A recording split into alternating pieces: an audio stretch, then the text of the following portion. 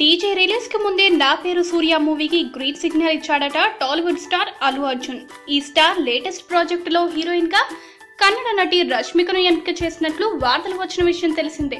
అయితే చిత్ర యూనిట్ రష్మికకు బదులు మరో హీరోయిన్ వెతికే పనిలో పడిందని టాలీవుడ్ వర్గాలు పేర్కొన్నాయి. ఈ మూవీలో నటించే విషయంపై ఇప్పటికే నిర్మాతలు నివేదా థామస్ ను కూడా సంప్రదించినట్లు వార్తలు వస్తున్నాయి.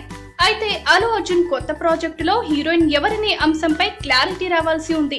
లగడపాటి శ్రీధర్ నిర్మిస్తున్న నా పేరు సూర్య సినిమాకు బాలీవుడ్ కంపోజర్స్ విశాల్, శేఖర్ మ్యూజిక్ అందిస్తున్నారు. 2018 సంక్రాంతికి రిలీజ్ చేసేందుకు చిత్ర యూనిట్ ప్లాన్ చేస్తుంది.